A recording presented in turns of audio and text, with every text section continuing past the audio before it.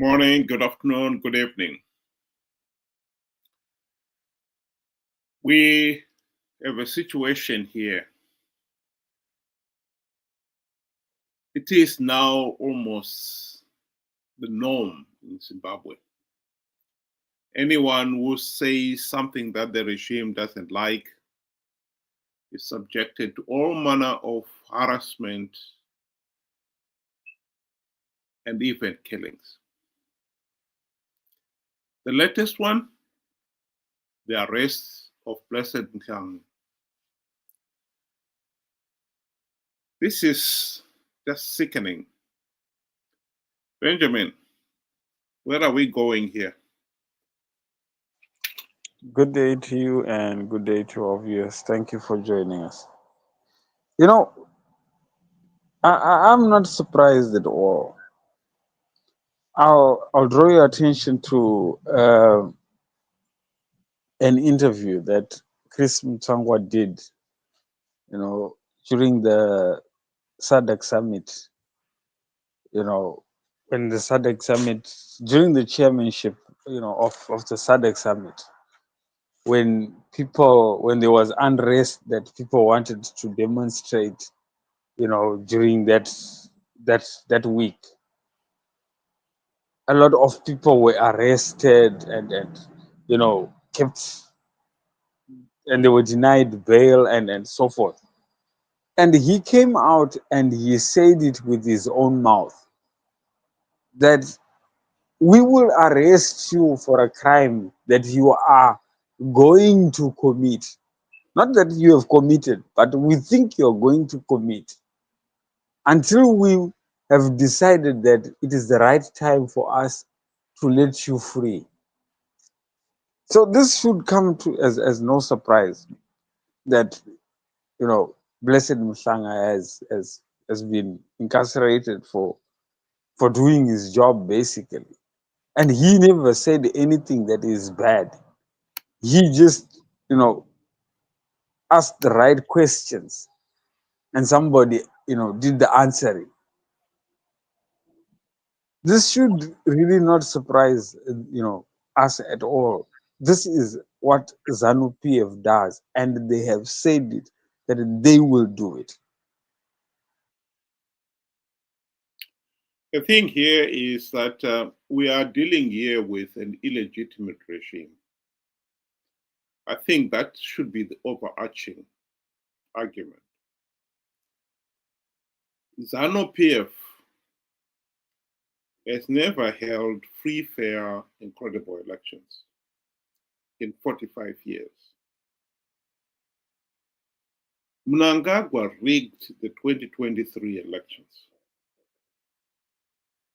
SADC and the AU election observers condemned those elections, the election process as flawed and illegal. And per se, the regime is illegitimate. And it is therefore not a surprise at all that the regime should not hesitate breaking the laws, the norm,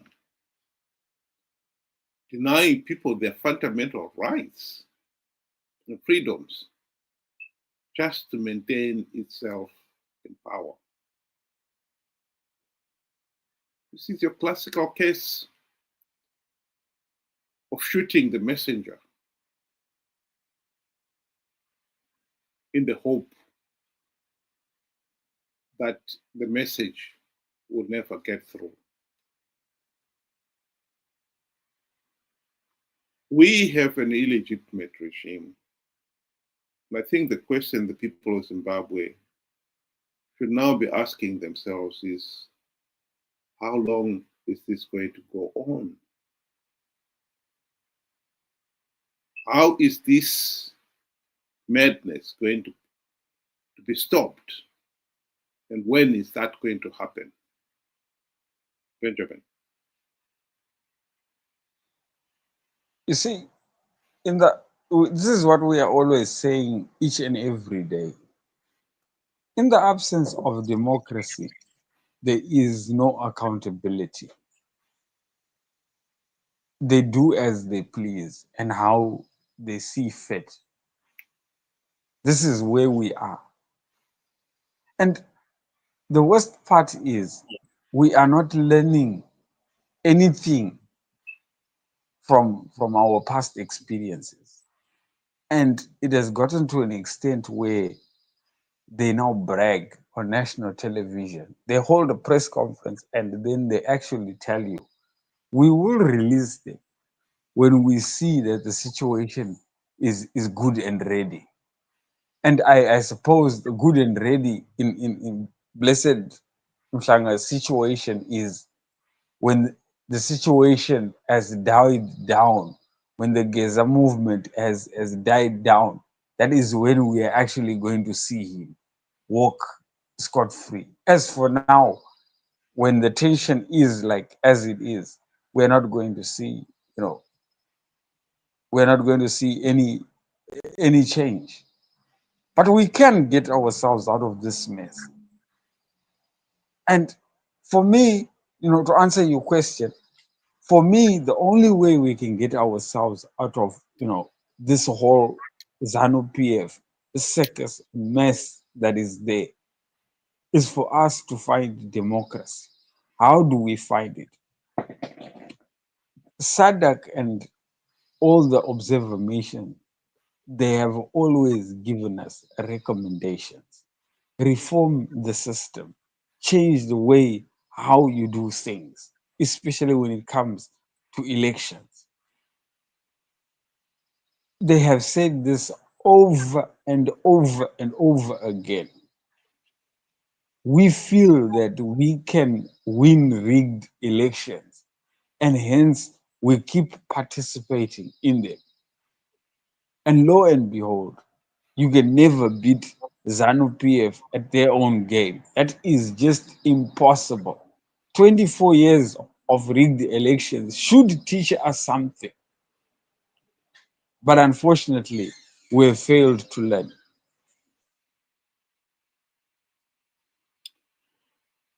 Yeah, it is tragic. I was touched by some of the um, Zimbabweans out there who have expressed their solidarity with Blessed. I think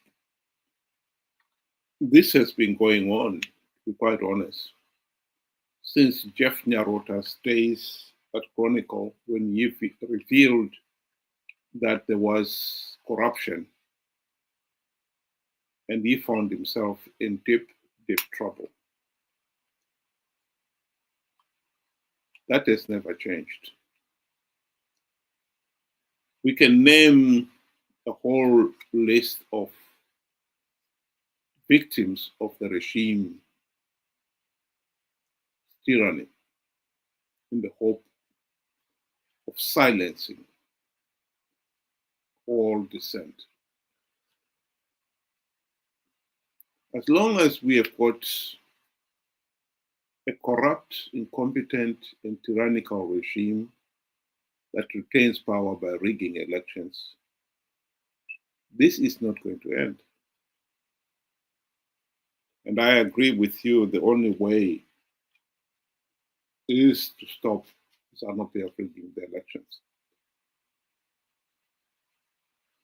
And we had a golden chance to do so during the GNU of 2008 to 2018. Mugabe bribed Morgan Tsvangirai and company, and they failed to implement even one token reform. What is really tragic about that is that many people out there have failed to realize what was going on.